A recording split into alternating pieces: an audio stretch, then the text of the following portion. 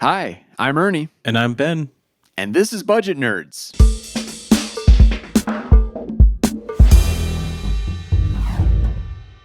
What was all in your mind? You are not alone. No, you are not. Friends, welcome back to another episode of Budget Nerds. I'm really excited for this one because inspiration struck a couple weeks ago. So let me set the stage here. Ben, you know what I'm talking about. I was doing a YouTube live on my monthly rollover session. You know, that bubble bath session that happens at the end of every There was no single month. bubble bath, though. There was no bubble the big bath. I reveal, was on... somebody made that up. I don't know who it was, but you don't get in a bubble bath for your monthly rollover session. No, I do not. And I was walking through my end of the month process, just kind of what I do to close up the budget before we head into that next month. And I was talking at one point about how I always enter pending transactions because I don't want any surprises in that next month. I have my accounts linked, and sometimes I do some spending in one month and then it imports the next month, but it imports with the previous month's date. And if that previous month's dated transaction causes overspending, it's lost on me in that next month. Right. So to prevent that, I log into all my bank accounts, and if there's anything pending, I add it myself and just get it all accounted for before the month actually rolls over. And then there was this comment that I really appreciated, and let me read it for you. It's from Muscovy. Muscovy was brave. This was bold. Ernie. I like this. Good. Yeah, I really appreciated it. Ernie, I'm a big fan of Budget Nerdum, but I gotta be honest, I let everything import from the previous month whenever it wants to. And then I just go back sometime in the first week or so, or even later, to cover any overspending that popped up. My budget has plenty of room for those types of small surprises, and I personally don't want to spend that time each month for very little benefit to me. To each his own nerdiness, though. Love it. Yeah, Miss Gobi, I really do appreciate that comment because it's so true. You know, especially anytime you're part of a group, I think you begin looking around at everyone else in that group and just kind of emulating what they're doing. And so as budget nerds, we can look around at other budget nerds and, I have to be doing this or managing my money this way, or this is what my budgeting workflow should look like. And that's not always the case. And so I just wanted to take some of those things that we hold near and dear to our hearts around here at YNAB, almost like they're these tenets that can't be broken. The sacred text. The sacred text.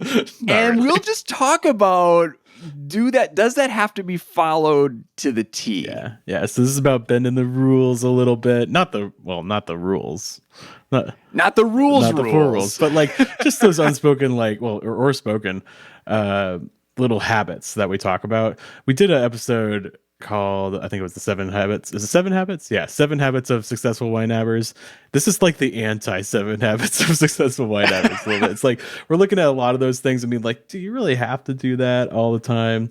And the truth is I don't always do all these things all the time. So it's just about kind of looking at what is a benefit to you right now and what is not that big a deal, and maybe letting those things go sometimes and feeling okay about that. I think my budget routine has ebbed and flowed over the years. Sometimes it takes longer. Sometimes I'm more dialed in than I am at other times, and that's okay. So right off the bat, let's talk about a big one. Entering transactions yourself. Well, this is anytime. Okay, so if anybody writes in any community, Reddit, Facebook fans group, any Facebook group that's about YNAB, they write in, should I enter transactions myself or should I import? Or if they write in and say, my bank isn't importing right, can I use YNAB? Every single comment will be like, you have to enter transactions yourself. It's the best thing in the world. It'll change your life. And you're an idiot if you don't. And, it's like a whole thing. And it's true. Entering transactions yourself has a lot of benefits, but you don't need to feel bad if you just let import bring it in and deal with it then. That's okay. Ben, I don't know if you saw this. It was in the Hot Takes channel Okay. here at work in Slack.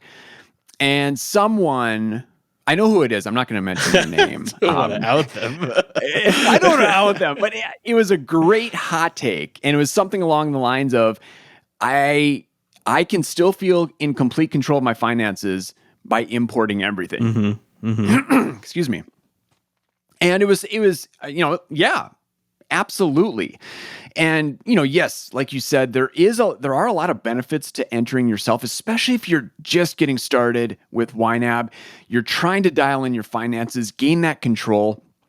I always recommend start by entering yourself and just see how that feels and then take it from there. But if you've been using YNAB 3, 5, 10 plus years, you're dialed in, you're in control of things.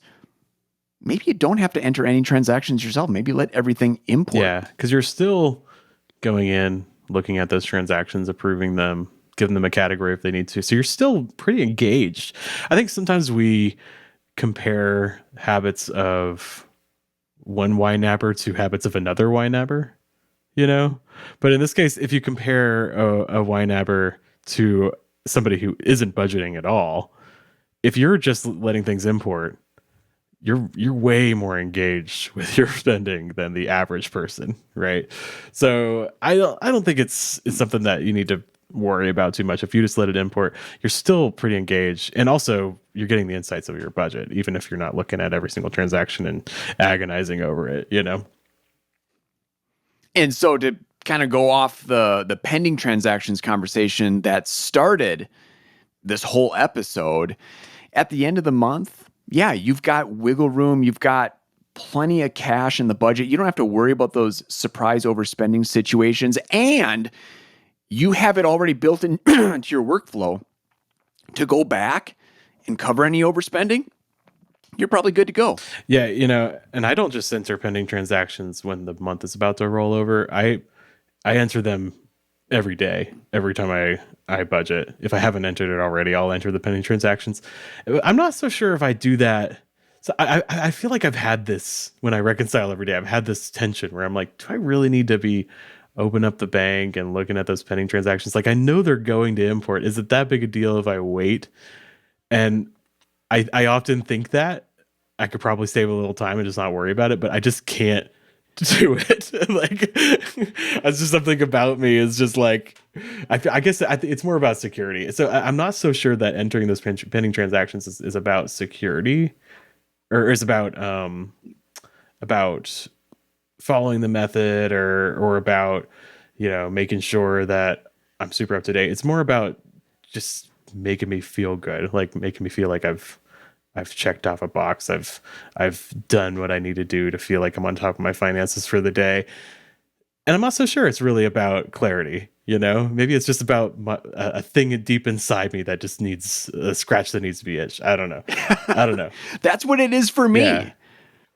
I enjoy starting my day in the budget. I mean, one, I do like the clarity that it gives. But I would gain that same clarity if I didn't enter those myself, if I just let them auto import, because I'm always going to be in the budget. But I do just like going in every morning and, doing this routine that started years and years ago. It's fun. Yeah, it's fun for me and I enjoy it. But if it's not something you enjoy, don't worry about it. Let those pending transactions come in when they come in. So long as it's not going to mess you up in your budget, you're not going to end up spending more than you should because of that. It's not the end of the world. I have a funny thing, and this is getting into our next topic of reconciling every day too. I'm like out of phase with direct import when I reconcile. Like, I think around midday, my transactions from SoFi, which is what I bank with, tend to come in like late morning, midday, but I reconcile at the beginning of my workday around 8:00. And so there'll be a lot of transactions that have cleared the bank, but have not yet imported into YNAB. Right. Yeah. And I'll hit reconcile and it says, this is your balance and it looks all good. And I'm like, I know it's not good because that Chipotle charge from yesterday cleared, right? And I'll clear it in YNAB myself, even though I know in like 30 minutes or an hour, it's going to import and automatically clear it for me. And I often think like, this is silly. Like, why am I doing this? Like, I could just hit reconcile and be done and just wait for those 2 transactions to clear and do it in the next morning. But I just can't not. I don't know what it is. Yeah. You don't have to be reconciled up to the minute. That's the bottom line. Yeah, I'm reconciled up to the minute. And like, is it okay for me to be like 12 hours behind? Yeah, probably. Right. So I'll just say, I have to be reconciled to the minute because something deep inside me. But sometimes I wonder if I'm wasting my time on some tedium and maybe I should be focusing that elsewhere. So I've been thinking about that. And if you don't have that something deep inside you where you have to be reconciled up to the minute and you have the wiggle room in your budget to make that work, don't worry about it. Just let it go. It's okay. Yeah, this is something that I've been thinking about and actually have let go of over the past 9 or 12 months, because I would do the same thing. I would sign in the morning because that's when my budget routine starts. Oh, there's all these transactions at the bank, but they're not in YNAB. So what I would do is just finish out my routine. And then I would come back and redo the routine later in the afternoon when I know they would import. Right. And I'm like, this is overkill. Yeah. Like, you don't want to base your don't routine on when the importer happens to do the work, you know? No. And so I've slowly been letting go of that. And it's always Chase. My bank, my credit union imports every single morning, basically at the same time. But Chase, man, it varies. It's like it imports every 23 hours. And so, so it's changing throughout the day. Always changing. And so now I'm just like, okay, well, can't do Chase, or I'll do file-based import in the morning. And then once it actually imports the pending transactions and the other stuff, later in the afternoon, I'm like, well, I'm not going to go back into YNAB and do it. I'm just going to wait until the next morning.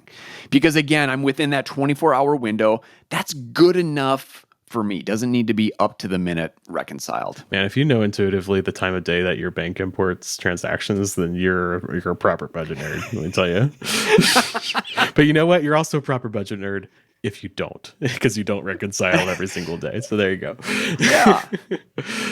All right. Moving on to, this is a big one. Do you really need to check the budget before you spend every single time, Ernie? Is it really that big a deal if you don't check it? I don't. Yeah, I don't either. I don't check the budget before I spend that often, actually. Yeah, I mean, and it kind of depends on the time of the month for me too. Like at the end of the month when things start getting a little tight, I'll check it a little more often. That's a good point. Maybe they wouldn't get tight if I did check it a little more often during the month. I don't know. But I do think that when you've been budgeting for a while and you've been using the same numbers for a little while, they start to kind of get ingrained in you and you start to build routines. Like you say, okay, well, we're going to eat out once a week or something like that because of the kind of the rhythms that you fall into because of those budget numbers that you've been living with for so long. And you don't necessarily have to check it every single time. And that's exactly what happened eating out. Early years of YNAB, it was really, really random. And so and through that, we were kind of dialing in, here's what we've been spending on average and eating out. And then it got to a point where I'm like, we just need to pick a day. That's our eating out day.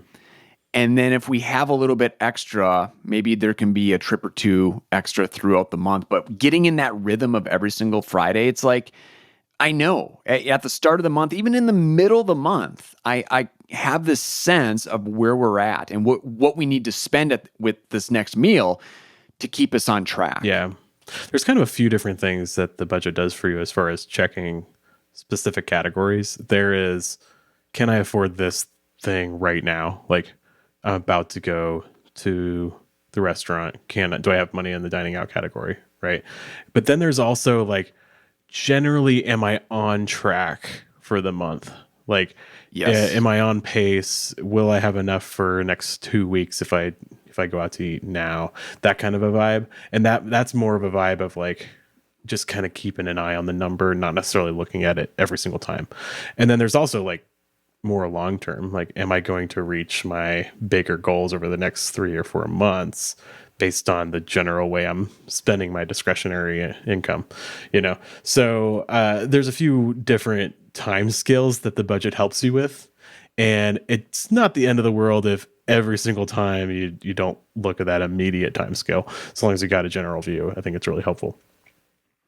When it comes to can I afford this, I'm constantly checking my personal spending money Mm-hmm. category because I'm thinking through here are all the things that I want to buy Right.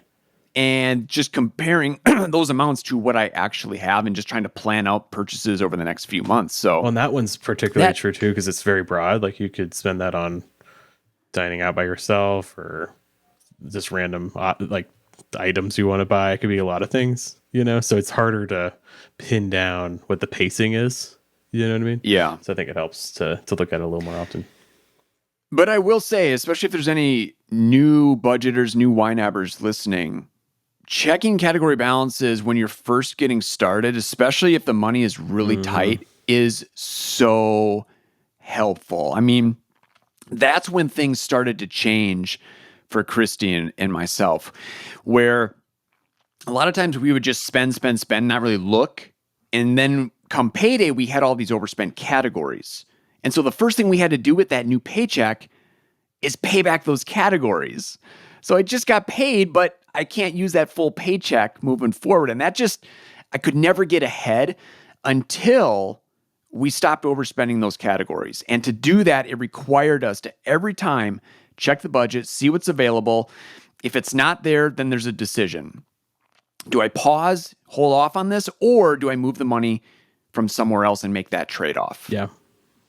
Love it. Okay. So check the budget before you spend, but also, it's okay. Don't worry about it too much, especially as you start to have more money in your budget because you've been doing it for a while and you have a little more wiggle room. And I feel like that's also kind of the theme. Like, you need to know the rules, know the habits that you need to build, and then you can start to loosen up a little bit the more you do it, and the more it becomes just like really ingrained in your life. Yeah.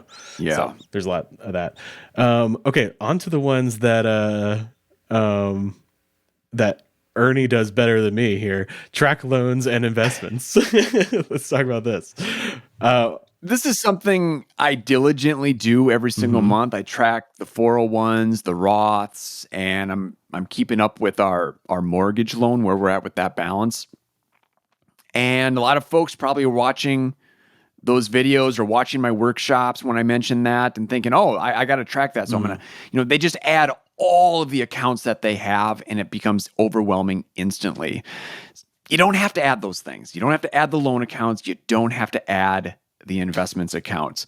Those are especially for the budget nerds who just like tracking those amounts. Yeah. It's just if you like it and you want that net worth graph to be more accurate for your total picture. It's nice. This is funny because this is actually the first one on this list that we've gone over where we actually tell newer folks not to do this generally. Yeah. I mean, you can if you want, of course, but generally we want newer folks to focus on spending accounts and savings accounts, credit cards, checking account, saving account. Focus on that. There's plenty of habit building to be done with just those accounts without having to worry on top of that, adding an IRA or any kind of investment account or lots of debt accounts and that kind of thing. So Yeah. Focus on the cash you have. Mm-hmm. You can't make any decisions about the money in your investment accounts right now or that mortgage. Exactly. If you want to impact those account balances, well, then it's on the budget side where that happens. Where can I free up a little extra money to put towards my mortgage or to invest? Yeah. And I've always tracked my well, not always actually. Early on, I don't think I tracked it at all in YNAB. Later on, I started adding some investment accounts and mortgage, and I even have like a home value account where I like generally guess the home value based on like what Zillow and realtor.com says, but I'm pretty sure it's completely inaccurate, but I don't know. That home value account is the most useless account in Yeah, YNAB. You know what? It really is. It's the only horrible. reason why I have it is to offset a mortgage account. Yep. Although I don't even have that anymore either. So, I mean, and also sometimes I think about like, should you really count your home as part of your net worth? Like, I have to live somewhere. You know what I mean? Right. The only person who's going to benefit from this is my kids when I die. Right. I mean, yeah, I guess it is by the technical definition of net worth, my home value is part of my net worth, but I don't know, it's not accessible to me at all until maybe when I'm older and I downsize to, a smaller house or an apartment. But like, I don't know. It's weird. It's some of the things we do are weird. I tried that one for like 3 months, and even I was like, this is stupid. I'm not doing this anymore. Yeah, sometimes I think about it because like I have no idea what my house is worth. I mean, you can get like a vibe, but until it's sold, you don't know what it's worth. So, yeah, it's been kind of fun because I bought this house in 2015. Okay, so I've had it for 8 years. Golly, I've lived here a long time, and it's been a fun ride up because the value of homes have gone up so much. And so it's been kind of fun to track, right? But like at some point I feel like, it's got to come down. Like it's gone too high. Like the housing market's crazy in America. So the ride down, maybe I'll stop tracking it then because it won't be as fun. That's funny because my investment accounts, geez, over the past 5, 8, 10 years, like everything has been going up, and we hit a couple little windows there where things took a, kind of a rock bottom dive. Yeah. And it was in those moments where I'm like, yeah, do I really want to track this every single month? Maybe I do it every 3 months. Yeah. But I kept going. And that's what I've been doing with the investment accounts. I don't track it every month. Like I'll just kind of, I don't even do it every 3 months. I do it like whenever I feel like it, like I'm like, oh yeah, let's do that. So sometimes I'll go 5-6 months without doing it, and sometimes I'll go, I'll do it 2 months in a row. I don't know, it's totally random, but it's just kind of fun to track the net worth in general. But yeah, totally unnecessary, and you're still a budget nerd if you don't do that. In fact, you're probably smarter than most of us. Here's another thing you don't have to do. You don't have to use targets. Whoa, big one. Hot take. This is coming from a teacher who teaches targets basically every time I'm in Zoom. So targets are what we use to tell the category, here's how much money I need, and here's when I need that money by. It makes the assigning process so much simpler because you really don't have to think about anything. And there's no math involved. You just, click a button or enter in the amount, and you've assigned the amount that you correctly need. But you don't need them to have a budget. Yeah. Yeah. It's funny, like we as a company, YNAB, and our education has shifted so much on this over the years. Like YNAB 4 days, when I first started budgeting, there were no targets. That wasn't a thing. Yeah. Some people put the amount that they wanted in the budget name, but I always just budgeted what I did in the previous month. And I had a general idea of what I typically budgeted every category. So I just did that. And then we added the first iteration of targets with the web-based version of the app, the current version of the app. Although back then that was, almost eight years ago now. And it's not at all the same app that it was, but still technically the same app. And we were like, this is kind of a neat thing, right? Like this is kind of cool. You can but it was kind of just a bell and whistle, that kind of a thing. Yeah. And I remember at one point in 2016, I was listening to a podcast with Jesse, and he was like, oh yeah, I just add targets to all my categories, and then I can kind of plan ahead that way. And I was like, whoa, it blew my mind, right? And I did that. I added targets to every category, and I was made a template. And then we incorporated that idea into our education and found it was super helpful for people, especially newer folks who were like, I need to plan my spending. I need to plan out a month. But with YNAB, you only budget money you have, so you can't really, it kind of scratches that forecasting itch that you need, right? At the very beginning. And we found that that piece of education was so powerful that we incorporated it into the app, into the onboarding, and we changed up targets to make them a little more useful in lots of different ways. And yeah, for a while, it's like, no, you have to add targets to every category. We still teach that. That's like the first thing you do when you start up the app. Even before you add accounts, you add categories, you add targets, right? And now I think we're starting to soften on that a little bit more. But it's really the reason why I bring up this whole journey in our education is the folks that have used the app for the longest are probably the least likely to use targets for every single category. And the people that have used it who are a little bit newer in the past year or two are more likely to use it for every category. So it's kind of interesting how that's changed. Yeah, it's always good for me to think back to my early YNAB 4 days because, like you said, no targets. That's when I started gaining control of my money. Mm-hmm. It's possible to do it without it, obviously. It's possible. Yeah. I mean, a lot of times we attract optimizers, and so they like that planning aspect, and they like being able to, okay, here's the total of all my targets, compare that to their expected income, just to make sure that that plan is realistic. But a lot of times, I shouldn't say a lot of times, but there are times where I'll walk through all the targets in a workshop, demonstrate how to use them, and then folks will just say, I'm so confused. Our targets are they're a little complicated right now, I think. Well, there's the target piece and then the new way of, only assigning money that you have right now. It's all kind of, it's different. Right. And it can be really complex and overwhelming at first. And to those folks, I always say, let's just keep it super simple. Don't even worry about targets right now. Just add your checking account. Give jobs to those dollars. What do they have to do between now and the next time you're paid? And boom, you're done, right? You have a budget right then and there. It is a lot simpler in a lot of ways. Now, later on, you might have more trouble because you always have to remember how much you want. But maybe there's something to like waiting on adding those targets a little bit. There might be something to that.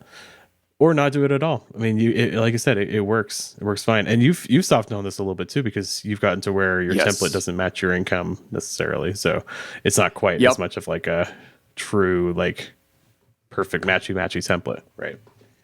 Yeah. And, because I love targets once they came about, I'm like, oh, I love this budget template. It just, the planning side of me loved that. But yeah, workflows change, life changes, and now I'm in that place where I still utilize a lot of targets. I utilize scheduled transactions as well, but then there's a number of targets or categories that just don't have that target at all. Or there's a category that has a target and I don't assign the target amount. Right. Every single month. Or, maybe I go a little over, a little under, don't sign anything at all. Yeah.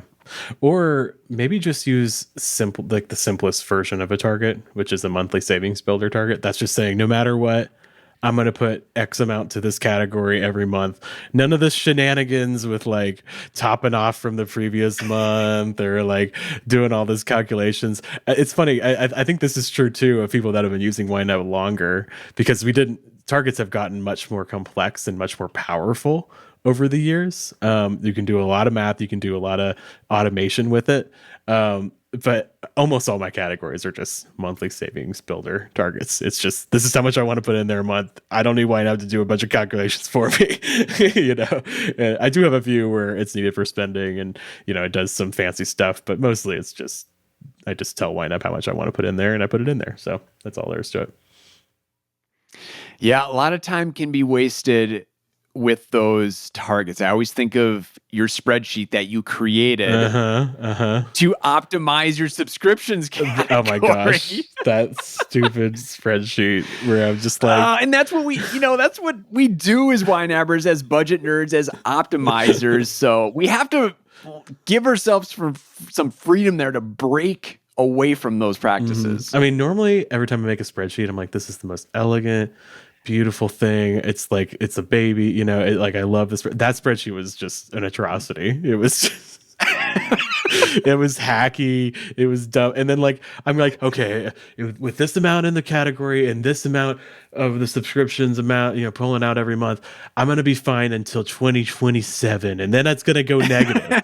And I'm like, okay, in 5 years, am I going to even have the same subscriptions? No, who cares? Just put some money in there. It's going to work out. But anyways, it's pretty funny. Or maybe even God forbid, maybe even have multiple categories for every subscription. I don't know. That sounds crazy to me. Whatever. All right. There's probably some episode somewhere somebody put in the comments when I talked about my subscription spreadsheet. I think there's numerous Probably. episodes. It was a very silly thing. All right. Next one, right along with targets is, do you really have to use auto assign? Maybe if you're one of those people that do add targets everywhere, maybe you do it because you want to be able to use that underfunded button like I do at the beginning of the month. Just hit the button, fully funds everything. Don't even have to worry about it. Is that necessary, or is it okay to not do that? What do you think, Ernie? I hope it's okay not to do that because I don't use it. Exactly. It's a super cool button, but I still like going into each individual category and entering the amount. And sometimes I will just hit underfunded because I don't want to type. Oh, sure. Just one category underfunded. Okay. But to use all my categories in underfunded, I don't do that. Well, I feel like you're more of a budget nerd if you don't use underfund or you use auto assign, because it's more of a it's more of a like, I want this budgeting process to take longer. That's kind of why you do it, And I told you I've been trying it. I've been typing those numbers in one at a time. I'm not sure I love it. Honestly, I'm like, it's okay. I don't know. I'm going to do it for a little while longer, see if it makes the difference for me. But like, as I'm doing it, I feel like, and maybe it's because I've only been doing it for a short time, and like the big ticket items, like my early paychecks in the month are all taken up by like the big ticket items. So like it really still only lasts a couple seconds. Maybe when it gets down to the end of the month and it's just like smaller amounts, it might make more sense. But the reason why I'm doing it is to try to feel my budget a little more and kind of be more aware of what those targets are. Yeah. But yeah, we'll see where it ends up. It's a good experiment. I think that's why I like going line by line, because I don't check the budget generally before I spend, because it's already built in the workflow that when I assign money, I'm kind of gauging where I'm at with those category balances. So the value there is awareness, right? And how you gain that awareness, a lot of flexibility. Yeah. All right. How about we go even further? We talked about not checking the budget necessarily every single time you spend. What if you only check the budget once a month? Just like freewheeling it, man. Just like whatever you want. And you're like, oh, you check the budget at the end of the month. How do we feel about this, Ernie? I'm not so sure how I feel about this. I don't know how I feel about this. There's no way I could do it. I would feel very anxious. But there's other super I anxious. have some friends that have been using YNAB a long time, just like this, and they're like, yeah, man, we don't check the budget that often. Just like at the end of the month, we'll poke around at it. And I'm like, you know what? Y'all are fine, and they're, because they are like the most like type 9, not anxious people. You know what I mean? So like, if it doesn't worry you, then does it really matter? I don't know. I'm not so sure. Wait, there are type 9 non-anxious people. Wait, am I getting that right? Oh, no. They give. I guess they give the appearance that they're not anxious. Because I'm gonna say I'm a 9, and well, they worry quite a bit. They generally don't seem too anxious, but maybe I'm wrong. Maybe they are anxious. I don't know. but I'm like, okay, I'm like type 6, right? Sorry guys about the Enneagram talk, but I need to have a plan. Like I need to have a plan, or I'm gonna feel like things are going, chaos is coming and creeping, So I would feel anxious not looking at the budget, but more than just once a month. But some people do that. They reconcile once a month or so. They check the budgets, kind of get a vibe. And this is generally, I think, for folks that have a looser budget where it's not like super rigid. Yeah. And you know what? If it works for you, I'm all right with that. Nothing wrong with it at all. Remember when Jesse did his experiment where he had, I think, 4 categories? Yeah. I mean, like I don't know how often. Spending, and then like not online spending, and then I don't know, like investing or something like that. I don't know what his day-to-day routine was for checking in on that, but I think a setup like that would probably work well with the once a month check Yeah. in. Although he did say at the end that it was terrible, right? At the end of the year, he was like, we don't have any money left. But I think it was also, I mean, I think he did that experiment in 2020. So it was, there were other variables going on. Bad timing. Yeah. Maybe you'll try it again. I don't know. Well, if this is you, if you're someone listening to this podcast and you don't always follow the nerdiness to the T, you're like, yeah, I'm just kind of the once a month. We would love to hear from you, because I don't think we hear enough from these types of folks. So you have control of your money, you feel good about things, but you're checking in once or twice a month. Yeah, and that's okay. Nothing wrong with that. You want to take this next one, Ernie? All right, another one. And I'm nervous to say this. Like, is my job going to be in jeopardy if I say this, if I put this out there? You're fired. Cover overspending right away. Do you have to cover overspending as soon as it happens? Can I wait a week, 2 weeks? Can I wait a month? Right.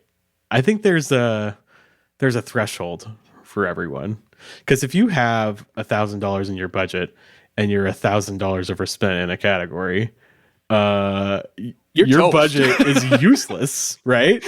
Like it's just telling you a bunch of lies. Like it's not good. But if you have $50,000 in a budget and you're $10 overspent in a category, it doesn't matter at all. You know what I mean? So yeah, I mean, I think it kind of depends on the ratios. You know what I mean? How big is the overspending and how much cash do you have in the budget? So back to my beginning YNAB days, this was key to me gaining control, was covering that overspending right away. Because just the way that YNAB is built, you're only using the money that you have. When there's an overspent category, it means mathematically all the other category balances are off. Like, you don't actually have that amount in those categories because there's this category that still needs money, needs to be paid back from somewhere. And so it was instrumental in gaining control of our money to make sure when that overspending happens, cover it right away. Yeah. Yeah. And, I mentioned this at the beginning of the episode, and I've told this story numerous times, waiting till payday to pay back the categories. Like, we just weren't gaining ground. Right. Once we stopped doing that, because you use that next paycheck to cover the overspending, and then you have less to work with. Yeah. And you're kind of constantly, really, you're borrowing from your future self then. And that's why you felt like you weren't gaining any traction. We were gaining such small traction, very little. But yeah, once we said, okay, no more of that, then we started seeing the bigger strides. Yeah. Yeah. I do think that there is a lot of power in just kind of sitting on the principle of this. Like, it's almost like a ritual. Like, I'm just gonna do this for the principle of it. Even if you are one of those people that's like got a lot of cash in the budget sitting around, but just very little overspending. There's something about the practice of covering it that can be really powerful. I'm not sure I can fully articulate why, but it's there. It's really there. It's the trade-offs. Yeah. Yeah. You're kind of just acknowledging that I made a choice here, Yeah. And I think that's really powerful. Now, am I going to yell at you if you have $50,000 in your budget and you have a $10 overspending and dining out? Like, no, it's not a big deal. Like, you're not going to die, right? But I do think there is something to the principle of it, especially, again, like we said with so many of these habits, especially early on. So just got to be aware of that. But I do think that this is something where the more you budget, the less important it is to cover that overspending right away. And, I know I started with that story of covering the overspending at the turn of the month. Sometimes I don't cover that. It's like a reimbursement. So if one of my kids owes me money, or one of our employers owes us money, well, I'm not going to cover that overspending until I actually get that money back. You can float that a little bit and then it'll be okay. That. Yeah. I have a story about overspending from the past couple of weeks. Okay. You guys remember me talk about escrow accounts and how I was angry at them because they kept coming back and being like, you do that every episode. Yeah, I remember. I do that every episode. I was so annoyed at my mortgage company, because they were like, "Oh, we screwed up the escrow account again. You have to give us another $300, or you have to like increase it every month." It's just a bunch of nonsense. And I was like so excited to pay off the house. I took control of paying the homeowner's insurance, paying the taxes. Now, I've been right on the taxes. I've been right on things for a little while. But this past the end of last month, I paid 3 of my insurance bills. One of them is homeowners, and yeah, the homeowners jumped like a lot. It was like $400 more than it was the last year. So I was puttering along, budgeting for the homeowners based on what I thought it would be, but it ended up being a lot more. So I feel like I need to apologize to Wells Fargo. Sorry guys, nobody needs to apologize to Wells Fargo ever. That's not a thing that needs to happen. But I feel like I did complain a little bit, and I get it. Sometimes the homeowner's insurance is more than you think. So anyways, I had a lot of overspending. It was I was over by a little bit in car insurance and a lot of it in homeowners. So it was like $500 of overspending. Whew. So I told Caitlin, my wife, I said, "Hey, we got some overspending and I want to talk about it soon." And like, it was a time when she couldn't talk about it. She's like, "Okay, whatever. Like, we'll deal with that later." And I was like, "Okay." And it was like a few days later, and I was like, "I'm just going to cover this overspending." Okay.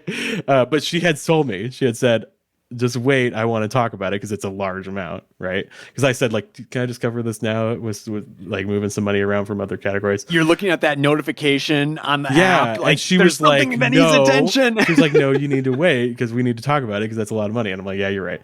But I was like, we have this move money feature, like we have the recent moves feature where it says where I took the money. So I was like, I could cover this overspending, and then I could tell her where I took the money from, and we could talk about it. That was okay. So that was genuinely my plan. It was still to talk to her, and show her the money moves. So I did cover the overspending because it was annoying me because I budget 2 months ahead, and it causes all this weirdness to happen. Anyways. And then I just casually told her, "Oh, hey, I covered that overspending, but I have the recent moves I can show you." And she was like, "I told you not to do that." So I felt really bad. We had to talk about it. And I literally went in and looked at the recent moves and undid all the overspending. So I actually added overspending to the budget. And then actually yesterday we had a budget meeting and we covered it. So, and we did, but we didn't cover it from the same places that I covered it. So it was a very valuable discussion. But anyways, I just thought that was a funny thing to talk about. Sometimes there are good reasons to leave some overspending. If it's a large amount and you need to talk to a partner, but you can't talk right away because you have a million kids and your life is busy, so that's something. Sometimes there's practical reasons to leave some overspending for a little while. Yeah, turn the notifications off on your phone so you don't got that that red dot, or just don't sign into the web app. I don't have red dots on YNAB or like any other app. That's like red dots are not allowed. That's just actually I have a podcast app, Overcast is what it's called, and in one of the settings there's a little button that's like you can turn on the red dots for however many podcasts you have downloaded that you haven't listened to, and it said turn on badge notifications to add stress to your life. That's literally what it says in the settings. It makes me laugh.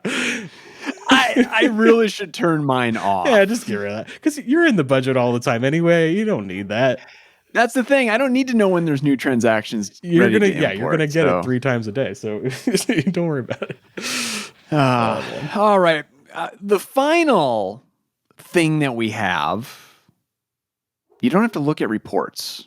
Yeah, look at reports, whatever. And this is easy for us to say, man, because we are not reports people. No. Folks are always telling us, talk more about reports, and I feel bad. It's just not our thing, Ernie. What is something wrong with us? Like, why don't we like? Sometimes I'll look at it and be like, okay, cool. Like, I don't know. I spent a ton of money on dining out. Yeah. And I spent more in March on dining out. Oh, that's because I had a baby. All right, cool. Whatever. It's just, it doesn't really, I don't know. I don't get a whole lot out of it. I will tell you, I do get a lot. Well, not a whole lot. I get a little bit more out of looking at the auto assign as a report, like your average spending. That's really all I'm interested in for as far as reporting go, is like, what's your average spending over the past 12 months? just to get a vibe. But aside from that, I don't really look at the trends and the reports and the trend lines and other accounting terms. I don't really care. I'll check in on the net worth at the end of every month for like 5 seconds and be like, oh, cool. Yeah. Sometimes I'll look at the net worth and be like, oh, neato. I don't know. But it's just, those reports have never influenced my actual money behaviors and decisions in the moment. And so I don't utilize them. So don't feel bad if you don't use reports. Now, for those folks who do use them, don't feel bad that you use them. I think it's fantastic. In fact, I actually wish I was so nerdy that I loved reports, because boy, that would be a lot of fun to dig into those, to export them, manipulate them in some sort of cool pivot chart. Yeah, I mean, I've heard of people doing, like Nick True. We had him on a while back, and he recently, I think he made a video about it, or a podcast, where he has his categories set up under values. So like he'll have he'll have a group called convenience, and he'll have a dining out category there, and then he'll have a group called like his marriage, and he'll have a dining out category there, right? And so when he looks at the reports, he'd be like, oh, this is how much money I'm spending on this value and this value, so that's interesting. Maybe if I had my budget set up differently, I might enjoy it a little more, but I'm not too into reports, and it's okay if you aren't either, but it's also okay if you are. It's, there's lots of ways to budget, lots of ways to live your life. And that's what we're saying here. In the end of the day, it's okay. Just everybody chill, okay? It's just like everybody chill. It's fine. That's the bottom line there. All right, YNAB Wins time. Should we do a couple? Yeah, let's do it.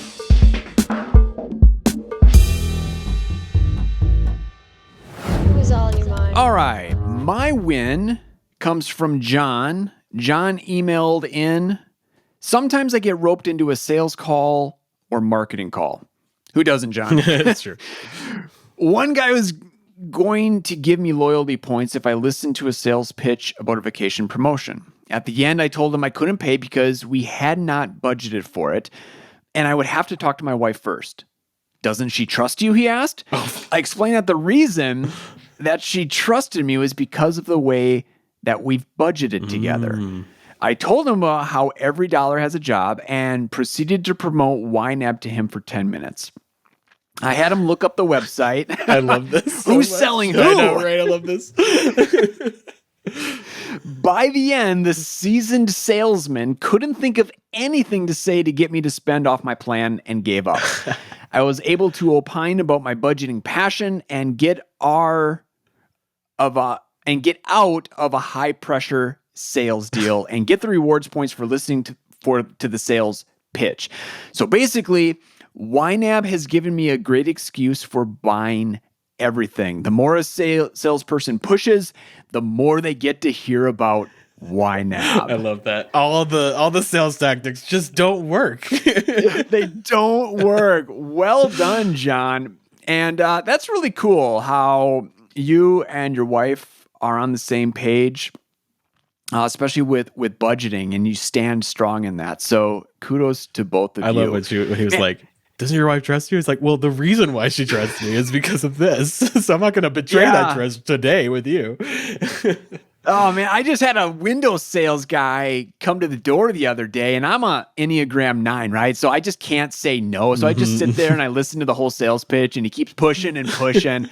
I just need to break a YNAB. Right. And be like, look, buddy, well, you could let's go through the numbers That's together. what I was going to say. It's like, if I'm going to buy this thing, it's going to have to come from somewhere else. So let's go through it, and you'll probably chase them off. So yeah, I love that. All right. I have a win from R. Marie, who wrote in on the Ben's Updated Categories episode from a few months back. Marie said, as a very new budget nerd, I have a baby win, but I'm excited about it. My YNAB win is being genuinely excited to get my tax refund so I can use it to help get a month ahead. This is huge for me because there was a time not long ago when I would have used that money to reward myself for being alive. That's funny. I genuinely still feel like I'm rewarding myself, but in a different and much smarter way. Oh, I love that. Values have changed, right? Love to see it. Yeah. And that's not a baby win. I think that's a huge win. That is a huge win. I mean, like you are thinking of future Marie. yeah. Like fully right there. Like, yeah. That's the awesome. kind of wins I love to see too is, I mean, I love I paid off this amount of debt next time. Like I love those kind of wins, but I also love just, hey, my mindset has shifted and I noticed and it feels good. So that's cool. All right, friends, if you have a YNAB win, you can email it into Ben and I, budgetnerds@ynab.com. Otherwise, if you're watching the YouTube show, just share your win in the comments section below. All right. Well, until next time, happy budgeting. Happy budgeting, friends.